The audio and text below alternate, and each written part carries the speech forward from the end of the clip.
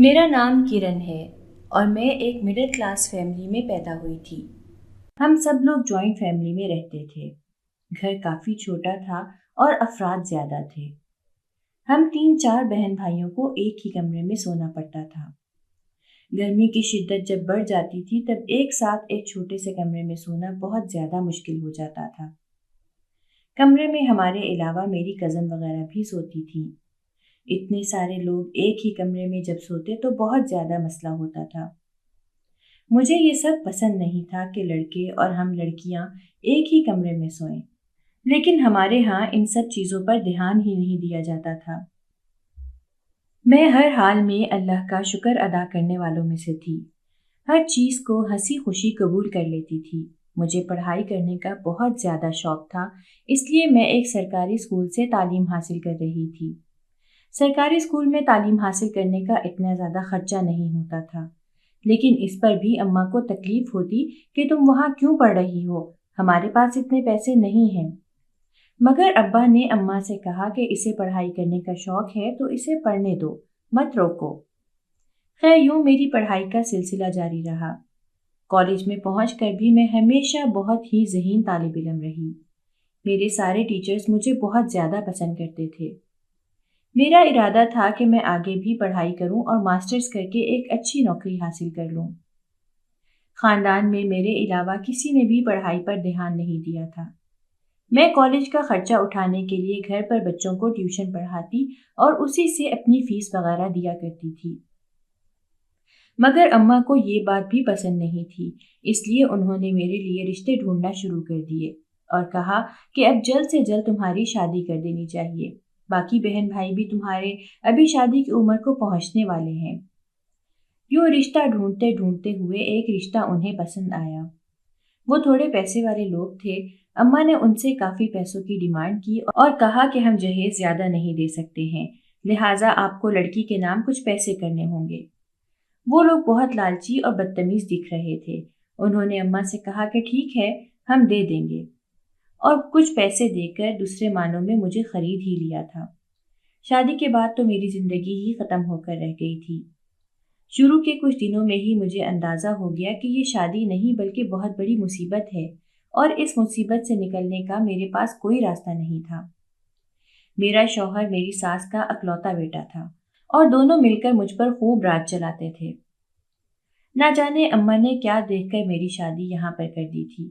حالانکہ ابا اور باقی لوگوں نے بہت زیادہ منع بھی کیا تھا کہ اس لڑکے سے ہماری بیٹی کی شادی مت کرو، مگر اماں کو اس وقت صرف پیسہ ہی نظر آ رہا تھا۔ اماں ویسے بھی فطری طور پر بہت زیادہ لالچی تھی، جہاں پیسہ دیکھتی وہاں پر اپنے قدم جما لیتی تھی۔ جب میرے رشتے کی باری آئی تو بھی اماں نے صرف پیسہ ہی دیکھا اور ایک نشئی اور جاہل انسان سے میری شادی طے کر دی۔ میری زندگی اماں کی وجہ سے تباہ ہو کر رہ گئی تھی۔ روزانہ شوہر کے ظلم کو سہ سہ کر میری حالت اتنی خراب ہو گئی تھی کہ میں بستر سے اٹھنے کے قابل بھی نہیں رہی تھی۔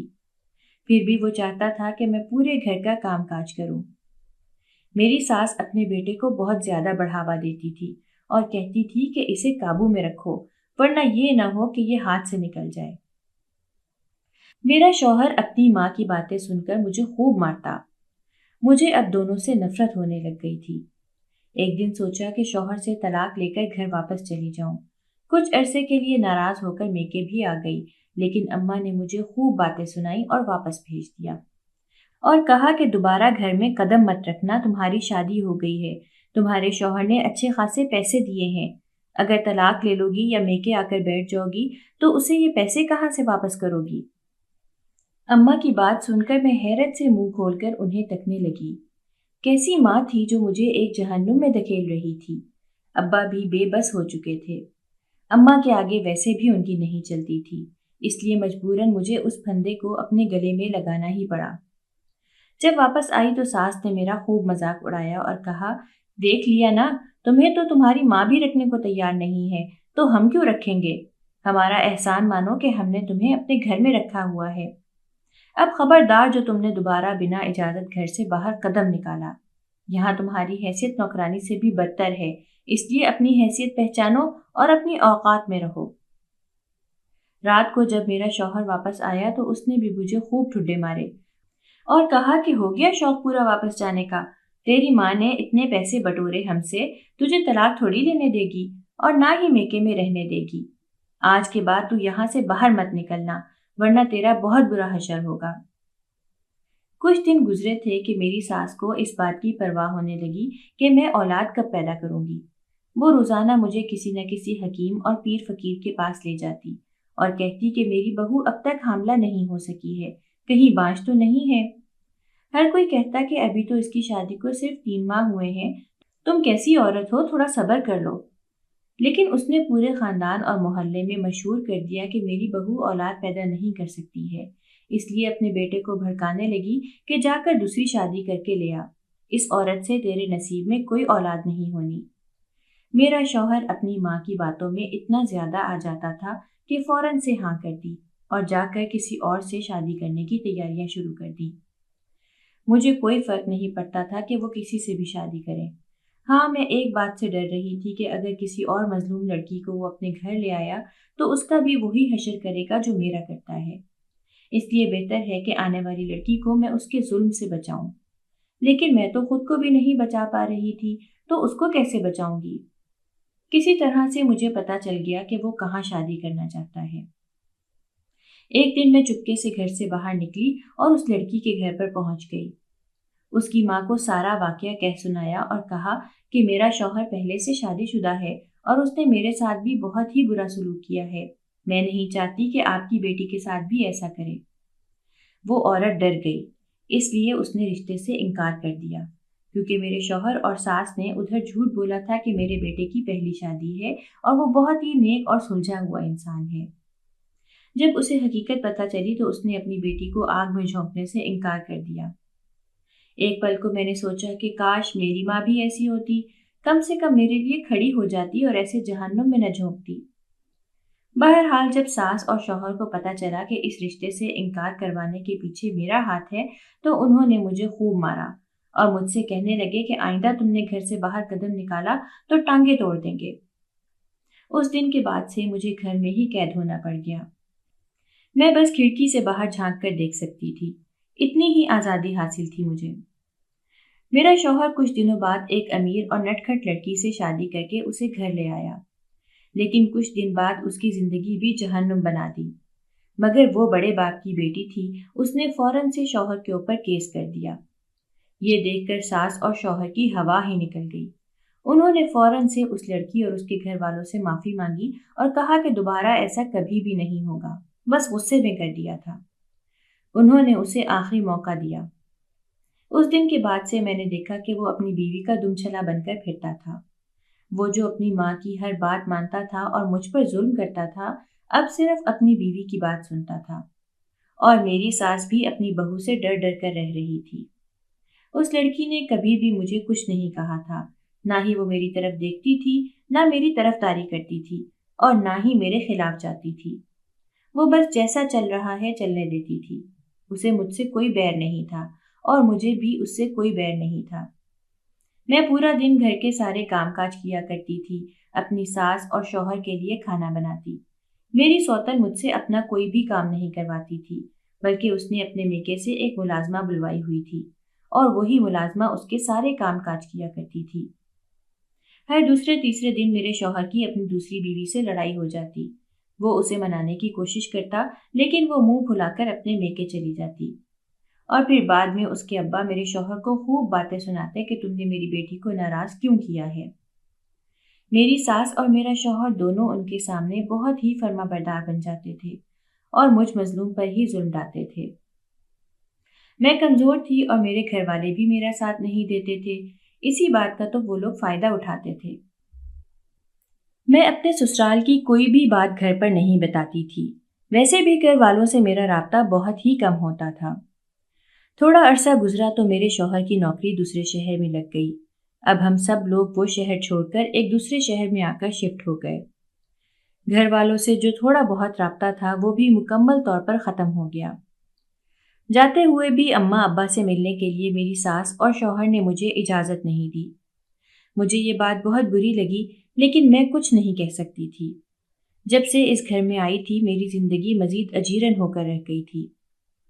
ایک دن میں چھت پر کپڑے پھیلانے گئی تو دیکھا سامنے والی چھت پر ایک لڑکا کھڑا مجھے تاڑ رہا ہے۔ مجھے یہ حرکت بہت ہی بری لگی کہ وہ اس طرح سے مجھے کیوں گھور رہا ہے، حالانکہ میں ایک شادی شدہ عورت ہوں۔ یہ بات سب کو ہی معلوم ہے۔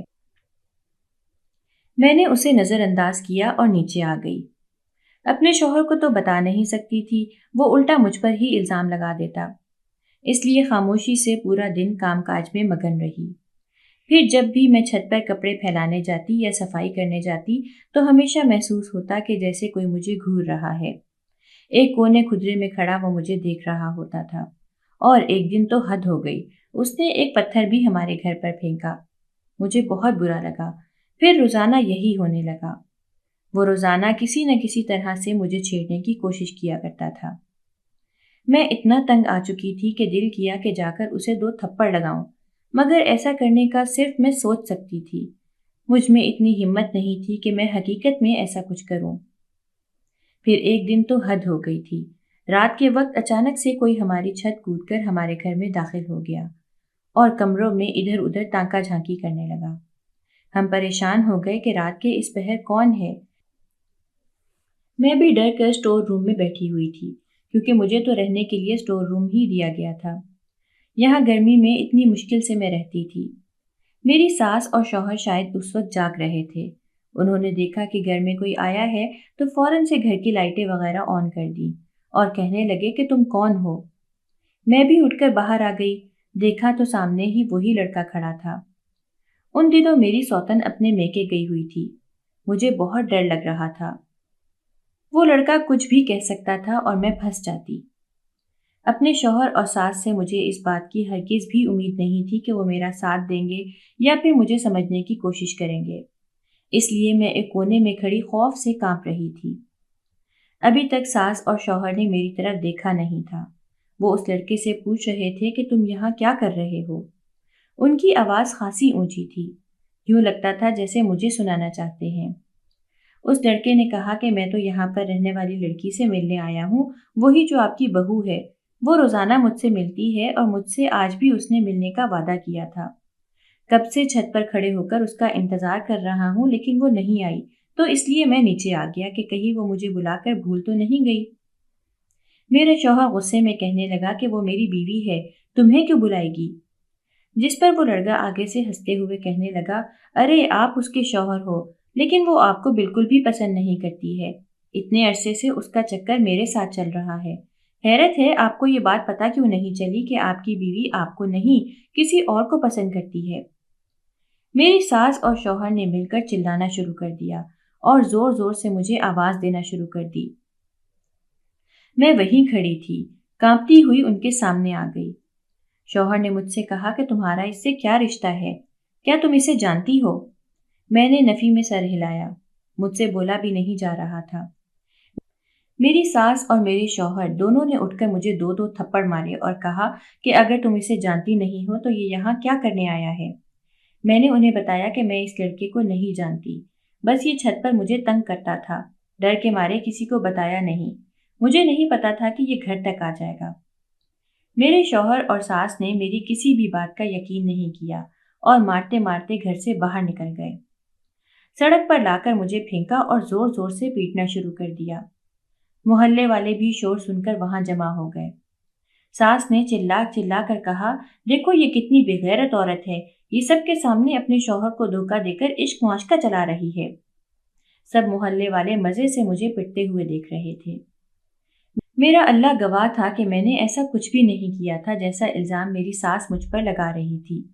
پورے محلے کے سامنے اتنا بدنام کر رہی تھی کہ میں سر اٹھانے کے قابل بھی نہیں رہی تھی۔ آج سے پہلے تو کبھی بھی میرے ساتھ ایسا نہیں ہوا تھا۔ ساس اور شوہر ظلم بہت کرتے تھے لیکن ایسا گھناؤنا الزام کبھی کسی نے نہیں لگایا تھا۔ اب میرے شوہر نے میری طرف دیکھا اور کہا کہ میں تمہیں طلاق دیتا ہوں اور اب یہاں پر دوبارہ کبھی مت آنا۔ پورے محلے کے سامنے اس نے مجھے طلاق دے دی، بے عزت کیا اور بہت زیادہ مارا پیٹا۔ ساس ایک طرف کھڑے ہو کر تماشا دیکھ رہی تھی اور کہنے لگی کہ تیرا انجام یہی ہونا چاہیے، تجھ جیسی لڑکیاں ایسی ہی سزا کی مستحق ہوتی ہیں۔ محلے والے بھی مجھ پر تھو تھو کر رہے تھے، حالانکہ سب جانتے تھے کہ میرے شوہر اور ساس کی کیسی فطرت ہے۔ وہ تو ہر دوسرے تیسرے دن کسی نہ کسی پر الزام لگاتی ہی رہتی تھی۔ آج انہوں نے مجھ پر لگا دیا تھا۔ میں نے سر اٹھا کر دیکھا تو سامنے وہ لڑکا کھڑا زور زور سے ہنس رہا تھا۔ محلے والے اور میرے شوہر اور ساس اسے کچھ بھی نہیں کہہ رہے تھے۔ میں حیران ہوئی کہ وہ سامنے مزے سے کھڑا ہنس رہا ہے اور کوئی بھی اسے گنہگار نہیں کہہ رہا، بلکہ صرف مجھے ہی الزام دے رہے ہیں، حالانکہ میں بے قصور تھی، میری کوئی غلطی نہیں تھی۔ اس کے باوجود سب میرے اوپر انگلیاں کیوں اٹھا رہے تھے؟ اسے کوئی کچھ کیوں نہیں کہہ رہا تھا؟ میں حیرت سے یہی سب سوچ رہی تھی، اپنے درد اور زخموں کو بھی بھول چکی تھی۔ پھر میرے دماغ میں ایک خیال آیا کہ یقیناً یہ میرے شوہر اور ساس کی ہی کارستانی ہوگی، انہوں نے ہی مل کر یہ منصوبہ بنایا ہوگا۔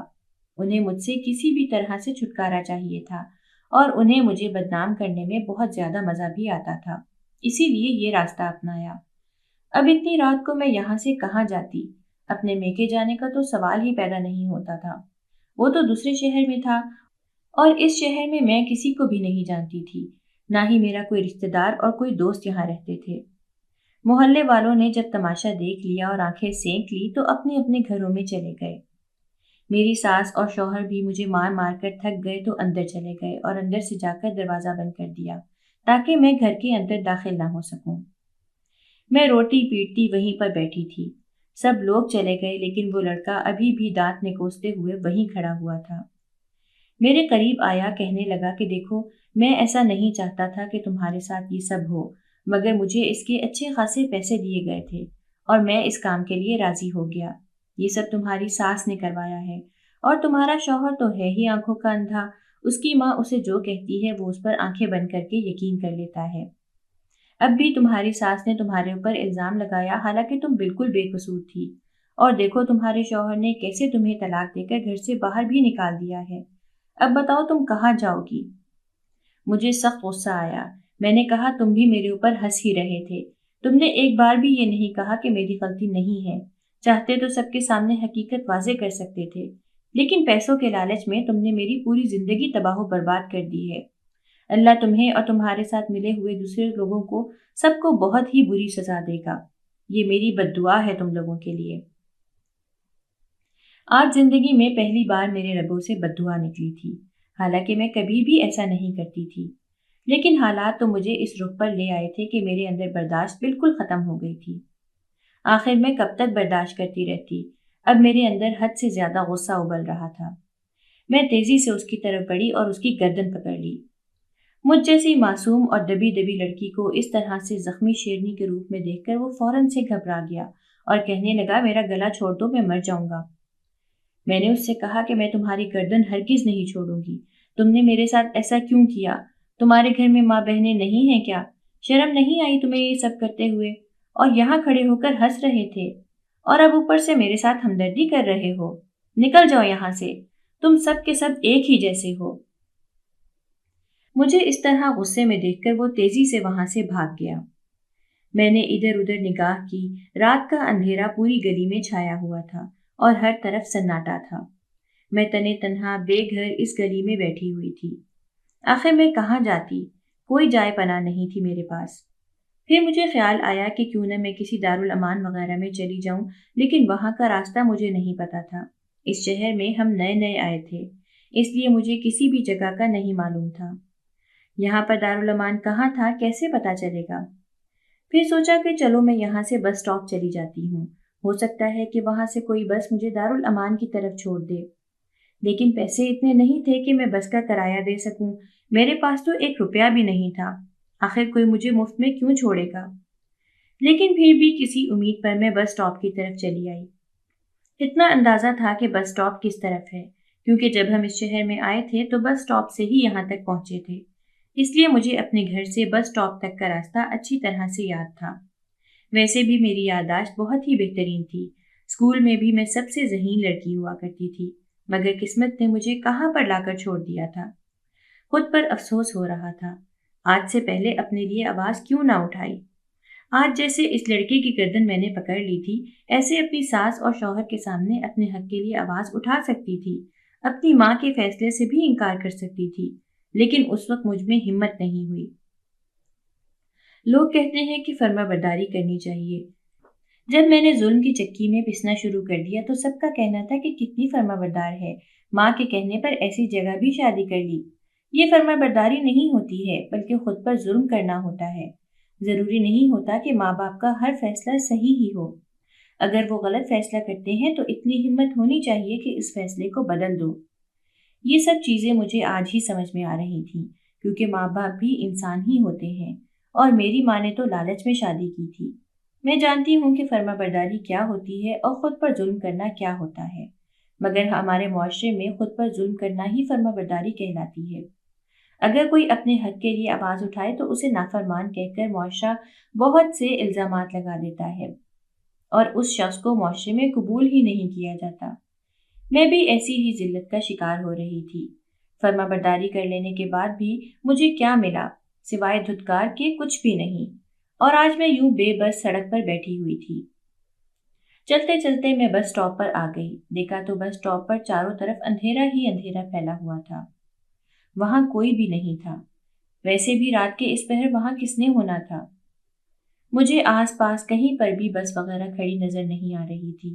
میں پریشان ہو گئی، شاید مجھے دیر ہو گئی تھی پہنچنے میں اور ساری بسیں نکل چکی تھیں۔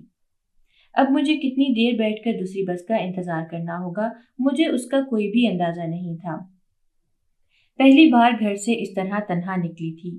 میں جو کبھی اتنی مضبوط لڑکی ہوا کرتی تھی اب بھیگی بلی بن چکی تھی۔ مجھے بے حد ڈر لگ رہا تھا کہ میں اس بس اسٹاپ پر اتنی دیر بیٹھ کر بس کا انتظار کیسے کروں گی جبکہ آس پاس کوئی بھی موجود نہیں ہے۔ یہاں کوئی مسافر نہیں تھا سوائے دور کھڑے چند ڈرائیورز کے، اور وہ سب کے سب اپنے ٹرک وغیرہ کے ساتھ کھڑے ہوئے تھے۔ یقیناً وہ ٹرک ڈرائیورز تھے۔ میں نے سن رکھا تھا کہ رات کو ٹرک چلانے والے یہ لوگ نشے وغیرہ کے عادی ہوتے ہیں اور لڑکیوں کو بھی بے حد پریشان کرتے ہیں۔ مجھے اکیلے یہاں کھڑا ہونا بہتر نہیں لگ رہا تھا، بہت ہی زیادہ ڈر بھی لگ رہا تھا۔ آخر میں کیسے خود کو محفوظ رکھوں گی؟ وہ سب کے سب عجیب نظروں سے میری طرف دیکھ رہے تھے۔ مجھے بے حد ڈر لگنے لگ گیا۔ اگر انہوں نے میرے پاس آ کر بدتمیزی کرنے کی کوشش کی یا پھر زبردستی کی تو میں خود کا بچاؤ کیسے کروں گی؟ میں نے دیکھا کہ وہ میری طرف اشارے کر کے آپس میں سرگوشیاں بھی کر رہے تھے۔ اب تو یہاں مزید ٹھہرنا میرے لیے محال ہوتا جا رہا تھا۔ میں نے سوچا کہ میں یہاں سے اٹھ کر کہیں اور چلی جاتی ہوں، مگر یہاں سے اٹھ کر میں جاؤں گی کہاں؟ کوئی راستہ تو میرے لیے جانا پہچانا تھا ہی نہیں۔ پناہ کہاں ملے گی؟ مجھے تو دراصل دارالامان جانا تھا نا۔ آخر میں ان لوگوں کی نظروں سے خود کو کیسے بچاؤں؟ میری پریشانی ہر گزرتے لمحے کے ساتھ بڑھتی ہی جا رہی تھی۔ یوں لگ رہا تھا جیسے اتنی بڑی مصیبت میں پھنس گئی ہوں جس سے نکلنے کا راستہ نظر نہیں آ رہا ہے اور نہ ہی کوئی اور حل سجھائی دے رہا تھا۔ لیکن مجھے یہاں سے اٹھ کر کہیں نہ کہیں تو جانا ہی ہوگا۔ میں بس اسٹاپ سے اٹھ کر سامنے چلنے لگی۔ ڈر تو بہت لگ رہا تھا اور میری ٹانگیں بھی کانپ رہی تھیں، لیکن اور کوئی راستہ تھا ہی نہیں۔ کیا کرتی؟ اس لیے چپ چاپ چلنے لگ گئی۔ تھوڑا آگے چل کر مجھے جھگیاں دکھائی دیں۔ میں نے سوچا کہ کیوں نہ میں ان جھگیوں میں جا کر اس وقت پناہ لے لوں۔ ہو سکتا ہے کہ وہاں پر موجود لوگ میری مدد کریں اور مجھے اپنے پاس پناہ دے دیں۔ صبح ہوتے ہی میں وہاں سے نکل جاؤں گی اور ان سے پوچھ لوں گی کہ دارالامان کہاں ہے، اور پھر دارالامان میں جا کر رہنا شروع کر دوں گی جب تک میرا رابطہ اپنے گھر والوں سے نہیں ہو جاتا۔ ویسے میں جانتی تھی کہ اماں مجھے واپس نہیں آنے دے گی، لیکن امید تھی کہ ابا لوگ تو مجھے واپس لے جائیں گے کسی بھی طرح سے، بے شک اماں پسند کریں یا نا پسند کریں۔ میں جانتی تھی اماں مجھے بہت باتیں بھی سنائیں گی اور یہاں رہنے سے منع کریں گی، اس لیے بہتر ہے کہ میں اپنے لیے کوئی اور انتظام بھی کر کے رکھوں۔ یہ سب سوچتے ہوئے میں جھگیوں کی طرف بڑھ رہی تھی۔ اس طرف اندھیرا پھیل چکا تھا لیکن ایک دو بلب جل رہے تھے۔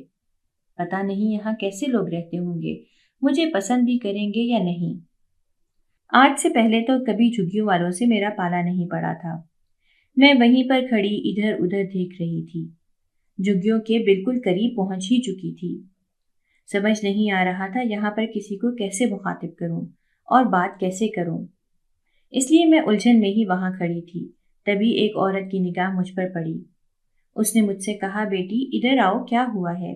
پریشان حال دکھ رہی ہو، کوئی مسئلہ ہوا ہے؟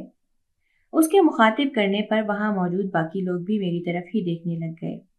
مجھے عجیب لگ رہا تھا، اس عورت نے بھی محسوس کر لیا تھا، اس لیے اٹھ کر میرے قریب آئی اور میرا ہاتھ پکڑ کر مجھے جھگیوں میں سب سے آخری والی جھگی پر لے کر چلی گئی۔ वहाँ कोई भी मौजूद नहीं था। उसने मुझे कहा कि बैठो, ये पानी पियो। अब मुझे बताओ कि क्या हुआ है। तुम मुझ पर भरोसा करके मुझे सब कुछ बता सकती हो। हम बेशक झुग्गियों में रहते हैं, लेकिन हमारे दिल बहुत ही नरम होते हैं। हम बुरे लोग नहीं हैं, इंसान ही हैं। मैंने उनसे कहा कि मेरी जिंदगी की कहानी बहुत ही दुख भरी है। अगर आप सुनेंगी तो रो पड़ेंगी। उसने कहा, कोई बात नहीं बेटी, तुम मुझे बताओ, तुम्हारे साथ क्या हुआ है और इस हालत में तुम यहाँ क्यों खड़ी थी। मैंने उन्हें धीरे धीरे सब कुछ बताना शुरू कर दिया कि कैसे लालच में अम्मा ने मेरी शादी यहाँ कर दी और मेरा शौहर और मेरी सास रोजाना मुझे मारते पीटते और अब इल्जाम लगाकर घर से निकाल दिया है। मेरे पास जाने की कोई और जगह नहीं थी। अपने मेके भी इतनी आसानी से नहीं जा सकती हूँ। बस स्टॉप पर गई थी तो वहां पर लोग बुरी नजरों से देख रहे थे। बेहतर समझा तो यहाँ चली आई। पता नहीं अब आप मुझ पर भरोसा कर पाएंगी या नहीं। बस मुझे एक रात आपके पास ठहरना है। सुबह होते ही मैं यहाँ से दारुल अमान की तरफ निकल जाऊंगी।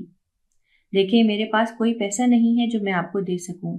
आप बस मेहरबानी करके मुझे सिर्फ एक रात रहने की इजाज़त दे दें। आपकी बहुत बड़ी मेहरबानी होगी और आपका एहसान होगा। जैसे ही मेरे पास पैसे आएंगे मैं यहाँ आकर आपको पैसे दे जाऊंगी। उस औरत ने मेरी बात सुनी तो कहने लगी, ऐसे बेगानों वाली बातें मत करो। इधर आओ, मैं तुम्हें बताती हूँ। तुम यहाँ आराम से ठहर सकती हो। फिर उसने मेरे लिए बिस्तर लगाया और बोली, ठीक है, तुम थोड़ी देर आराम करो। मैं तुम्हारे लिए कुछ खाने को लाती हूँ और पैसों की बात मत करो। हमेशा हर चीज पैसों से नहीं खरीदी जा सकती। तुम बहुत ही नेक लड़की लगती हो और तुम्हारे ऊपर इतना ज्यादा जुल्म भी हुआ है। मुझे पैसों से कोई मतलब नहीं है। ये कहकर वो वहां से बाहर निकल गई। थोड़ी देर बाद वो वापस आई तो उसके हाथ में खाने की ट्रे थी और उसमें खाना वगैरह रखा हुआ था। मैं इतनी भूखी थी कि फौरन से खाना खाना शुरू कर दिया। खाना खा के मैंने अल्लाह का शुक्र अदा किया और उस औरत से कहा कि आपका बहुत बहुत शुक्रिया। आपने मुझे यहाँ पर रहने की इजाज़त दे दी। सुबह होते ही मैं यहाँ से चली जाऊंगी। वो औरत बोली, अब तुम चुपचाप लेट जाओ, ज्यादा मत सोचो। मैं अपने बिस्तर पे जाकर सो गई। कम से कम मुझे आज तो अच्छी नींद मैसर हो जाती। मैं अपने बिस्तर पर लेटी ये सब सोच रही थी कि रात तो यहाँ पर गुजार लूंगी, लेकिन सुबह दारुल अमान तक कैसे पहुंचूंगी। अगर उन लोगों ने भी मुझे रखने से इनकार कर दिया तो यहाँ से दूसरे शहर अपने माँ बाप के पास कैसे जाऊंगी, उनसे राब्ता कैसे करूंगी। मेरे पास तो उनका कोई राब्ता नंबर भी नहीं था। वैसे भी जब मेरी शादी हुई तो मेरे शौहर और सास ने मेरा मोबाइल छीन लिया था। वो लोग मेरे ससुराल में ही कॉल वगैरह करके कभी कभार पूछ लिया करते थे, और ये कॉल भी सिर्फ अब्बा ही करते थे। अम्मा ने तो कभी भी मेरी खबर लेना जरूरी नहीं समझा था। यही सब सोचते सोचते मैं परेशानी में सो गई। रात के किसी पहर अजीब से एहसास से मेरी आंख खुली। यूं लग रहा था जैसे कोई मुझे छू रहा है। मैं उठकर बैठ गई और अंधेरे में आंखें फाड़ फाड़ कर देखने की कोशिश की तो ये देखकर मेरे सर पर आसमान टूट पड़ा कि मेरे सामने वो औरत एक मर्द के साथ खड़ी मुझ पर झुकी हुई थी। मैं फौरन से चिल्लाती हुई खड़ी हो गई और कहने लगी कि आखिर तुम लोग रात को इस वक्त मेरे पास क्या कर रहे हो। मुझे लगा कि वो मेरा फायदा उठाने के लिए उस मर्द को यहाँ लेकर आई है। लेकिन फिर उस औरत ने कहा कि बेटी, तुम परेशान मत हो। हम यहाँ पर तुम्हें देखने आए थे। तुम्हें बहुत तेज बुखार हुआ है। तुम्हारे कराहने की आवाजें हमारी झुग्गी तक आ रही थीं। इसलिए मैं अपने मर्द के साथ यहाँ आई हूँ ताकि तुम्हें देख सकें। दरअसल उसे बुखार वगैरह का तोड़ करना आता है और वो तुम्हें दवा भी दे सकता है। ये कहकर उसने मेरे माथे पर दोबारा हाथ रखा।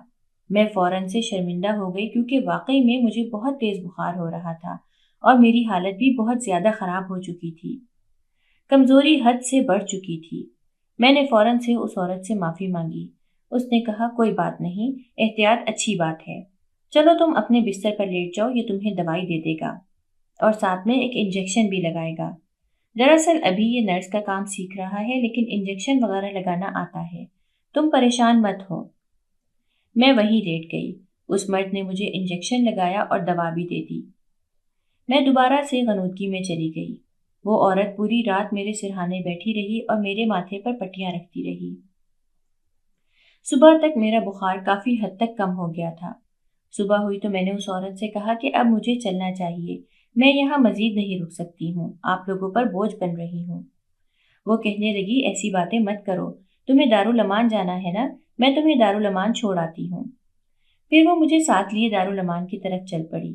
ایک بس میں مجھے لے کر بیٹھی اور کہنے لگی کہ دیکھو بچے، زندگی بہت مشکل ہے، ہو سکتا ہے دارالامان والے تمہیں رکھنے سے انکار کر دیں، تم پریشان مت ہونا، واپس میری طرف لوٹ کر آ جانا، میں تمہارا خیال رکھوں گی، تم مجھے میری بیٹی کی طرح ہی لگ رہی ہو، اس لیے کسی بھی مسئلے کی صورت میں مجھ سے فوراً رابطہ کرنا۔ اس کے ہاتھ میں بٹنوں والا پرانا سا موبائل تھا۔ اس نے مجھے نمبر دیا اور کہا کہ کہیں سے بھی PCO وغیرہ سے کال کر کے مجھے اطلاع کر دینا۔ میں نے اس کا بے حد شکریہ ادا کیا۔ دارالامان پہنچ کر ہم بس سے اتر گئے۔ میرے پاس کوئی سامان وغیرہ تھا نہیں کیونکہ میں گھر سے خالی ہاتھ ہی آئی تھی۔ اس عورت نے دارالامان کی مالکن سے میرے سارے حالات بیان کیے اور کہا کہ یہ بہت ہی مجبور ہے، جب تک اس کے میکے والے اسے رکھ نہیں لیتے اور ان سے رابطہ نہیں ہو جاتا تب تک اسے آپ اپنے پاس رکھ لیں، کیونکہ یہ میرے ہاں ٹھہرنے کے لیے راضی نہیں ہے اور میں نہیں چاہتی کہ اس کی عزت پر کوئی حرف آئے۔ وہاں پر بہت سے مرد بھی رہتے ہیں، ہم لوگوں کو تو عادت ہے ایسی جگہوں پر رہنے کی، لیکن یہ کمزور لڑکی ہے۔ دارالامان کی مالکن بہت ہی نیک تھی۔ اس نے کہا ٹھیک ہے، ہم تمہارے گھر والوں کو ڈھونڈنے میں تمہاری مدد کریں گے، تم پریشان مت ہو۔ یہ سن کر مجھے تسلی ہوئی کہ شکر ہے کہ اب میں محفوظ رہوں گی اور میری عزت کو بھی کسی قسم کا کوئی خطرہ نہیں ہوگا۔ وہ عورت مجھے دارالامان میں چھوڑ کر ڈھیر ساری تسلیاں دے کر چلی گئی۔ اس نے مجھ سے کہا تھا کہ کسی بھی پریشانی کی صورت میں فوراً مجھ سے رابطہ کرنا۔ دارالامان میں ایک فون لگا ہوا تھا جس کے ذریعے ہم مفت میں فون کر سکتے تھے۔ شکر تھا کہ اس عورت نے میری مدد کی تھی۔ اچھے لوگ اب بھی اس دنیا میں موجود تھے۔ بے شک وہ لوگ اتنے غریب تھے، اس کے باوجود بھی وہ میری مدد کر رہی تھی۔ ہمیشہ لوگوں سے سنا تھا کہ جھگیوں میں رہنے والے لوگ بہت ہی بدتمیز ہوتے ہیں، لیکن وہ تو بہت ہی اچھی عادت کی مالک تھی۔ اس نے میرے ساتھ ہمدردی کی تھی، چاہتی تو مجھے اپنی جھگی سے نکال بھی دیتی اور میرا فائدہ بھی اٹھا لیتی، لیکن اس نے ایسا نہیں کیا، بلکہ جب مجھے بخار ہوا تو اس نے پوری رات میرے سرہانے بیٹھ کر میرا خیال رکھا۔ اتنا تو میری اماں بھی میرے لیے نہیں کرتی تھی۔ کچھ دن دارالامان میں رہنے کے بعد میں نے وہاں کی مالکن سے کہا کہ میرے گھر والوں کے بارے میں کچھ پتہ چلا یا نہیں، ان سے رابطہ ہوا یا نہیں۔ دراصل میرے پاس ان کا نمبر ہی نہیں تھا، نہ ہی مجھے نمبر یاد تھا۔ پولیس وغیرہ کو بتا دیا گیا تھا، وہ میرے بتائے ہوئے پتے پر جا کر میرے ماں باپ سے مل کر آ گئے تھے۔ انہوں نے آ کر بتایا کہ تمہاری ماں نے صاف صاف انکار کر دیا ہے کہ اسے ہمارے گھر مت لانا، لیکن تمہارے ابا کو تمہارا پتہ دے دیا گیا ہے، وہ جلد ہی تمہیں آ کر اپنے ساتھ لے جائیں گے۔ میں بہت ہی خوش ہوئی، لیکن اماں کی طرف سے مجھے بہت زیادہ تکلیف مل رہی تھی۔ کچھ دن بعد ابا اپنے وعدے کے مطابق آئے اور مجھ سے کہا کہ چلو بیٹا، میں تمہیں لینے کے لیے آیا ہوں۔ تمہاری ماں نہیں چاہتی ہے کہ تم وہاں آؤ، لیکن دیکھو تم میری بیٹی ہو اور میں تم سے بہت زیادہ پیار کرتا ہوں، اب چلو میرے ساتھ، ہم چلتے ہیں۔ میں نے ابا سے کہا کہ جس عورت نے میری مدد کی تھی، میں ایک بار اس سے مل کر آنا چاہتی ہوں۔ ابا کے ساتھ میں اس سے ملنے کے لیے چلی گئی۔ وہ بھی بہت خوش ہوئی کہ میں اپنے گھر والوں سے مل چکی ہوں۔ اس سے مل کر میں ابا کے ساتھ گھر واپس آ گئی۔ اماں نے مجھے دیکھتے ہی بہت سی باتیں سنانا شروع کر دی اور کہا کہ تجھے میں نے کہا بھی تھا کہ وہیں پر رہنا، پھر بھی تو ان سے طلاق لے کر آ گئی، اور اوپر سے تو نے کسی اور لڑکے کے ساتھ چکر بھی چلایا، شرم نہیں آئی تجھے؟ تو نے تو ہمارے نام پر ٹھپا لگا دیا۔ اماں کی باتیں سن سن کر میں اب تھک چکی تھی۔ میں نے چلا چلا کر کہا کہ آپ کے اندر انسانیت نہیں ہے، آپ کیسی ماں ہیں جو میرے ساتھ ایسا سلوک کرتی ہیں؟ بات اتنی بڑھ گئی کہ اماں نے مجھ سے کہا کہ میں تو تیری اصل ماں ہی نہیں۔ یہ سن کر مجھے دھچکا لگا اور میں نے ابا کی طرف حیران نظروں سے دیکھا تو ابا نے کہا کہ ہاں یہی سچ ہے، تو بہت چھوٹی تھی جب تیری ماں گزر گئی تھی اور میں دوسری شادی کر کے اسے لے آیا تھا۔ میں نے کبھی نہیں سوچا تھا کہ یہ تجھ سے ایسا سلوک کرے گی، لیکن ہمیشہ دل ہی دل میں یہ تجھ سے نفرت کرتی رہی اور تجھے اتنی مشکل میں ڈال دیا۔ میں نے ابا سے شکوہ کیا کہ اتنے سال آپ نے مجھ سے یہ بات چھپائے رکھی۔ میں ابا سے دل ہی دل میں بہت ناراض ہو گئی تھی کہ اس گھر میں کوئی بھی مجھ سے یہ بات نہیں کرتا تھا اور نہ ہی مجھے بتاتا تھا۔ اتنے سالوں میں کسی نے ایک بار بھی مجھ سے یہ بات شیئر نہیں کی تھی۔ خیر سب سے میرا اعتبار ہی اٹھ گیا تھا، اب میں صرف اپنے آپ پر دھیان دیتی تھی۔ میں نے ایک پرائیویٹ اسکول میں نوکری کرنا شروع کر دی تھی۔ وہاں سے جتنی بھی تنخواہ ملتی میں اپنے پاس رکھتی۔ میرا ارادہ تھا کہ کچھ ہی دنوں بعد میں ایک اچھی نوکری ڈھونڈ لوں گی اور ساتھ ہی میں اپنی پڑھائی بھی جاری رکھوں گی۔ میں ماسٹرز کر کے اچھی نوکری کرنا چاہتی تھی۔ ابا سے میں اب تک ناراض تھی لیکن بات چیت کر لیتی تھی۔ اماں بھی اب زیادہ مجھے کچھ نہیں بولتی تھی۔ ایک دن مجھے خبر ملی کہ میری سابقہ ساس اور میرے سابقہ شوہر دونوں ہی ہمارے گھر آئے ہوئے ہیں۔ وہ دونوں آ کر مجھ سے معافی مانگ رہے تھے، میرے قدموں میں گر رہے تھے اور کہنے لگے کہ جس لڑکی کو ہم بیاہ کر لے آئے تھے اس نے ہم دونوں کو دھکے دے کر گھر سے ہی نکال دیا ہے۔ میرے شوہر کے ہاں 2 بچے پیدا ہوئے تھے اور ان دونوں کو بھی اس نے اپنے پاس رکھ لیا تھا۔ وہ دونوں اب میرے پاؤں میں گر کر معافیاں مانگ رہے تھے۔ میں نے کچھ بھی نہیں کہا، چپ کر کے وہاں سے آ گئی۔ لوگوں پر اتنا ظلم کرنا اور بعد میں صرف معافی مانگ لینا اتنا آسان ہوتا ہے کیا؟ میرا دل اب تک انہیں معاف کرنے کے لیے راضی نہیں ہوا تھا۔ میں چپ چاپ اٹھ کر اپنے کمرے میں آ کر بیٹھ گئی۔ میں نے سوچ لیا تھا کہ اب میں اپنی زندگی خود شروع کروں گی اور اپنے پاؤں پر کھڑی ہوں گی، اور وہ بھی مضبوطی سے۔